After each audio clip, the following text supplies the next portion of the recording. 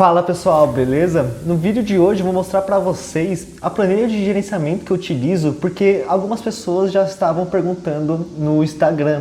E se você quiser acesso a essa planilha, só baixar, que vai estar no link aqui embaixo na descrição, logo abaixo do botão de curtir, ou então você pode nos chamar no Instagram, que eu vou mandar diretamente para você por e-mail, por WhatsApp ou da forma que você preferir, porque eu acredito que essa planilha pode ajudar muito. Então vou mostrar aqui para vocês todas as funcionalidades e todas as coisas que você consegue fazer com ela. Então essa planilha eu deixei tudo que você precisa para poder estar tanto fazendo o seu gerenciamento, como também armazenando um histórico das suas operações e um histórico dos seus resultados. Então só com essa planilha você já tem tudo o que você precisa para poder gerenciar a sua banca, para poder também ver aonde que você está errando ou aonde você está acertando. Você literalmente só precisa dessa planilha para poder fazer suas operações em opções binárias. Então, logo aqui nessa primeira aba, que eu chamei de gerenciamento personalizado, ele serve para aquelas pessoas que não conseguem seguir um gerenciamento à risca, ou seja, fazer 5 entradas ou seguir o gerenciamento de 4x2, seguir o 2x1 ou seguir algum gerenciamento que tenha entradas fechadas, ou seja, ter um gerenciamento onde tenha um certo número determinado de entradas ou um certo número determinado de valores. Então você pode utilizar essa aba aqui para estar configurando de acordo com a sua banca e de acordo com o quanto você se sente confortável para poder fazer as entradas. E eu já vou deixar logo aqui um aviso muito importante. Uma coisa que você precisa fazer é saber qual gerenciamento você se sente mais confortável. E se você ainda não sabe, você pode utilizar essa planilha para poder explorar isso. Então aqui você vai ter as informações que você geralmente já tem, que seria a sua banca inicial e atual, qual seria seu stop e take, né? E qual teria o payout para poder fazer o cálculo de Soros. Aqui eu deixei alguns exemplos, porém você obviamente pode configurar da forma como você preferir. Então, por exemplo, aqui eu deixei, se você for fazer uma entrada de Fibonacci mais suporte e resistência, você estaria utilizando 1,5% da sua banca. Porém, se for uma entrada que tem mais confluência, como por exemplo Fibonacci com suporte e resistência, ILTB ou LTA, você estaria dando uma entrada de 2% da banca, né? Então, por ter mais confluência, seria uma entrada mais forte e devido a isso você daria uma entrada com valor maior. Se você for dar uma entrada com apenas um suporte e resistência dentro do canal consolidado, você também estaria dando entrada aí com 1,5% da sua banca ou 1%, enfim, você pode mudar obviamente para o valor que você se sentir mais confortável, né? De acordo com sua realidade. E para alguma dessas operações eu deixei aqui essa coluna de Soros, ou seja, para as entradas mais fortes eu deixei aqui essa opção de Soros porque seriam as entradas que têm mais confluência e teria mais garantia, entre aspas, de você estar acertando, então vale mais a pena você estar utilizando Soros nessas entradas com mais confluências, né? E aqui do lado eu deixei algumas observações que me ajudaram bastante alguns meses atrás para poder fixar na minha cabeça alguns princípios, algumas coisas que ajudam bastante no dia a dia, né? Então, por exemplo, priorizar sempre picos de velas, ter paciência para poder pegar nesses momentos.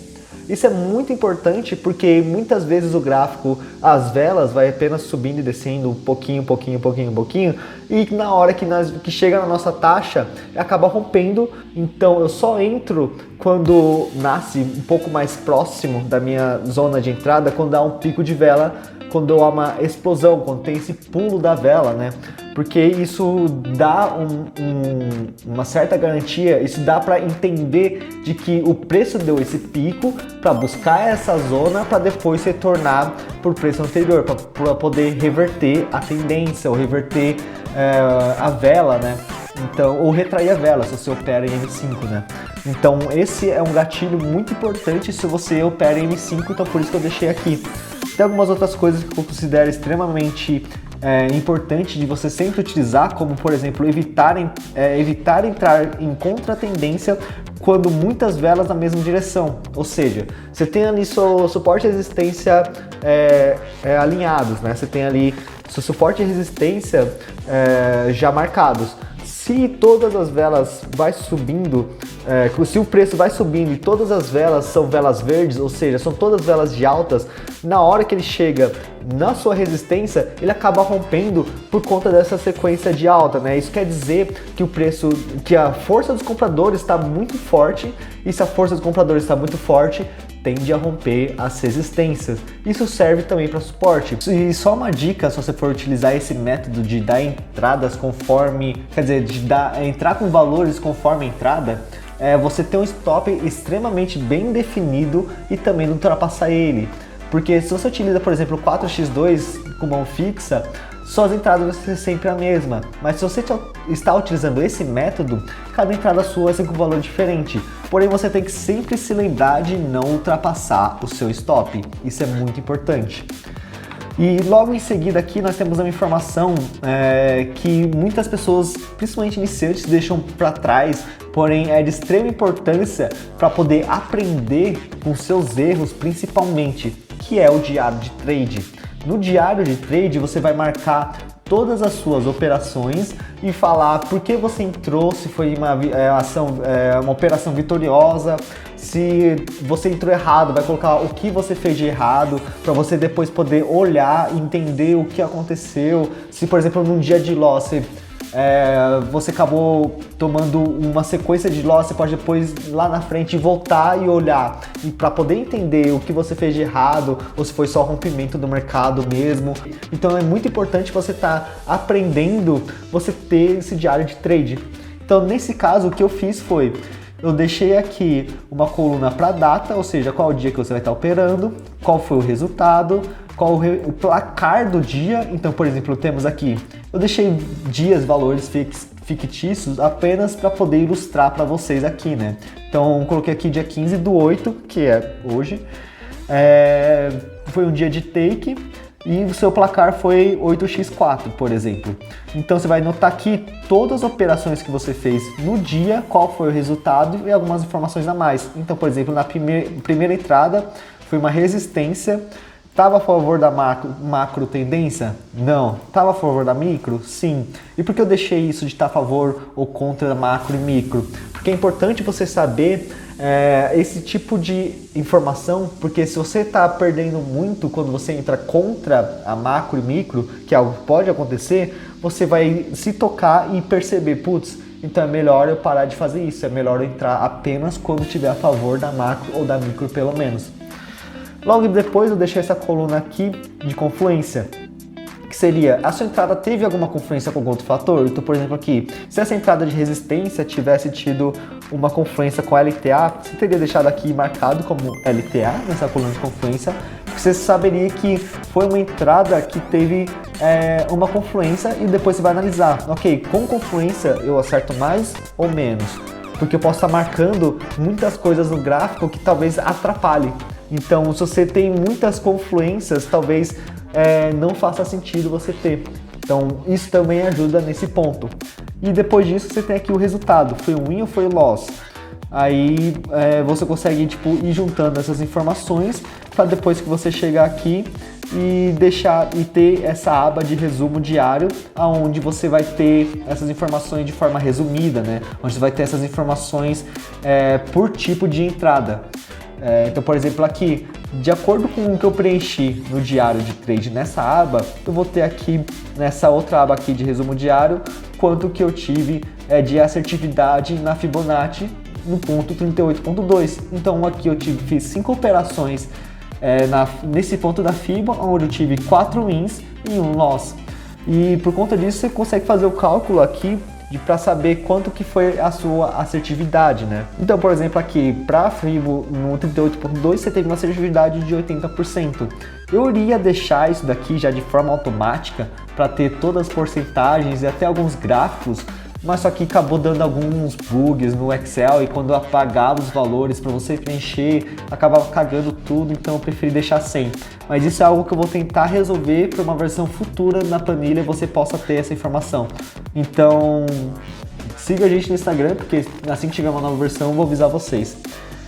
Aqui você vai ter o controle mensal, onde você vai estar preenchendo todas as informações do resultado do seu dia a dia. Então, por exemplo, aqui você vai ter a informação da sua banca de início, qual vai ser sua meta e stop do dia. Daqui eu já deixei para calcular automaticamente para que seu stop seja metade da sua meta, porque isso ajuda bastante, vocês vão ver aqui. E também vai ter o lucro líquido que você teve no mês, que você está tendo no mês, seja positivo ou negativo, e o lucro médio esperado, que é quanto que você vai ter de resultado se você acertar metade dos dias, ou seja, se você tiver take metade dos dias.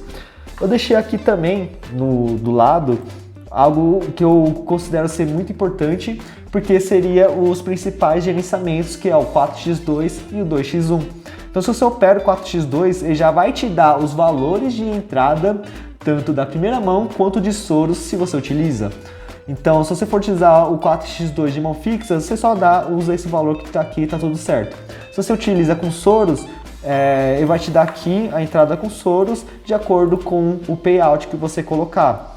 Se você utiliza o 4x2 agressivo, o 4x2 alavancado que eu expliquei no IGTV, ele vai dar aqui as entradas também.